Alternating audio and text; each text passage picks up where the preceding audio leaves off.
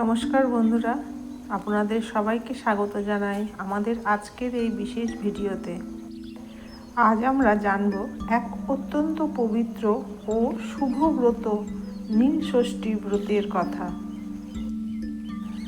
নীল ষষ্ঠী ব্রত একটি অত্যন্ত পবিত্র হিন্দু ব্রত, যা মূলত ভগবান শিব ও মা ষষ্ঠীর আরাধনার জন্য পালন করা হয়।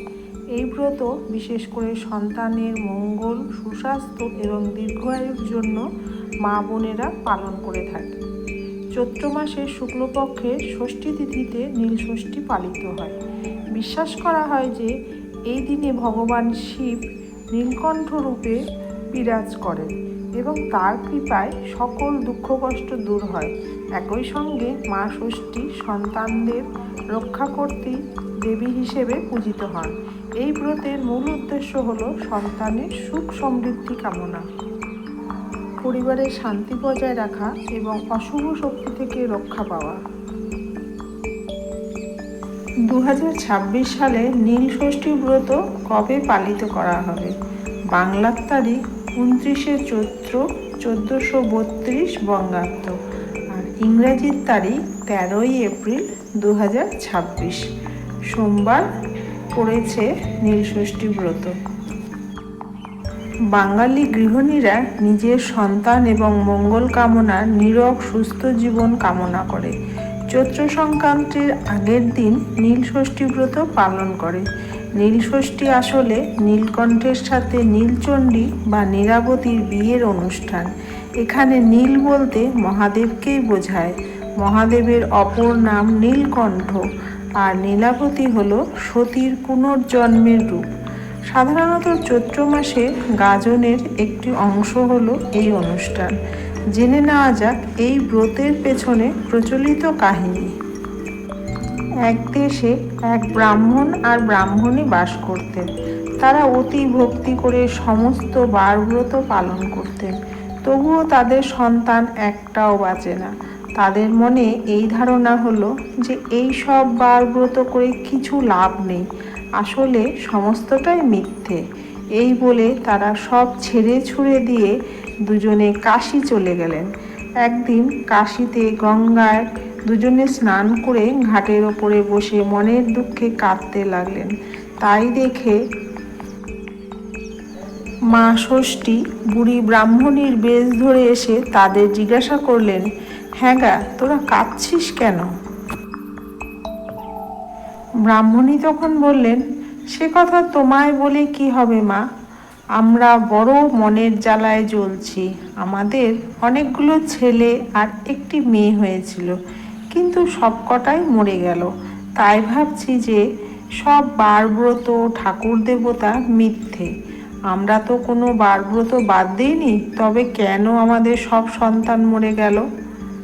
মা ষষ্ঠী বললেন, দেখো বাছা, তোমরা সব বারব্রত করো বলে মনে বড় অহংকার ছিল, সেই জন্য সব মরে গেছে। শুধু কি আর বারব্রত করলেই হয়? ভগবানের ওপর বিশ্বাস থাকা চাই, মন পবিত্র থাকা চাই, সবার কাছে নিচু হওয়া চাই, এক মনে মা ষষ্ঠীকে ডাকা চাই, তবেই হয়। তখন ব্রাহ্মণী বলল, তাহলে আমাদের উপায় কি হবে মা? মা ষষ্ঠী জিজ্ঞাসা করলেন, তোরা কি নীল ষষ্ঠী করেছিস? ব্রাহ্মণী বলল, সে কি মা, কই ও ব্রত তো আমরা জানি না। তখন মা ষষ্ঠী বললেন, সমস্ত চৈত্র মাস সন্ন্যাস করে শিব পুজো করবে, তারপর সংক্রান্তির আগের দিন সমস্ত দিন উপোস করে সন্ধ্যার সময় নীলাবতীর পুজো করে নীলকণ্ঠ শিবের ঘরে বাতি জেলে দিয়ে মা ষষ্ঠীকে প্রণাম করে তবে জল খাবে। ওই দিনকে ষষ্ঠীর দিন বলে যারা নীল ষষ্ঠী করে তাদের ছেলে মেয়ে কখনো অল্প বয়সে মরে না। এই কথা বলে মা ষষ্ঠী অদৃশ্য হয়ে গেলেন। তারপর ব্রাহ্মণ দেশে ফিরে গিয়ে খুব ভালো করে নীল ষষ্ঠীর পুজো আরম্ভ করলো। এরপর তাদের যতগুলো ছেলে মেয়ে হলো সবাই দিব্যি বেঁচে রইল। পাড়ার সকলে ব্রাহ্মণের সুখ দেখে আর ওই নীল ষষ্ঠীর ব্রত জানতে পেরে সবাই নীল ষষ্ঠীর ব্রত করতে লাগলো। এই ব্রত করে সবারই ছেলে পুলে নীরব হয়ে বেঁচে রইল।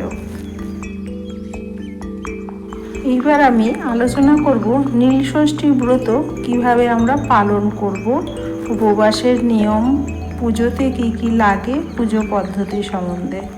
এই দিনে নির্জলা উপবাস করে সন্ধ্যায় শিবলিঙ্গে জল দুধ অর্পণ করে শিব পার্বতীর পুজো করে নীলের বাতি জ্বালিয়ে সন্তানের নামে প্রার্থনা করার রীতি রয়েছে।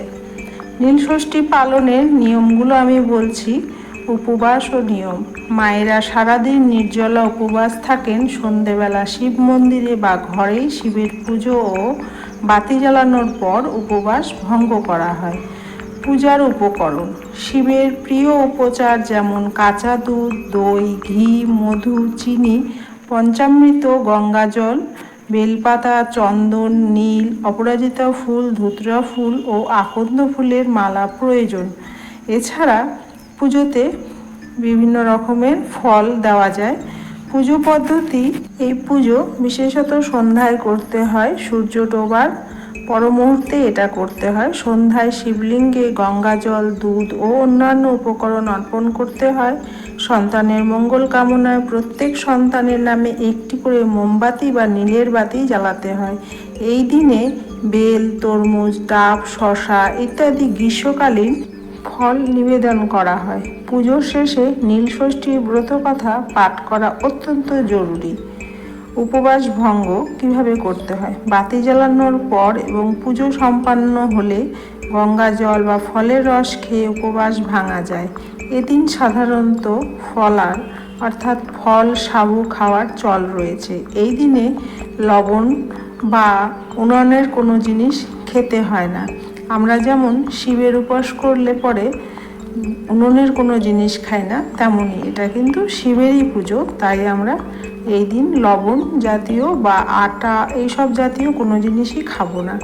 নীলষষ্ঠী পুজোয় নারী পুরুষ নির্বিশেষে সকলেই করতে পারে। এটি চৈত্র মাসে শিবের পূজা একটি অবিচ্ছেদ্য অংশ। এই রকমের ধরনের ভিডিও পেতে হলে চ্যানেলটাকে সাবস্ক্রাইব করে অল বাটন প্রেস করে অবশ্যই পাশে থাকবেন। আর হ্যাঁ, অবশ্যই কিন্তু কমেন্টে হর হর মহাদেব লিখতে ভুলবেন না।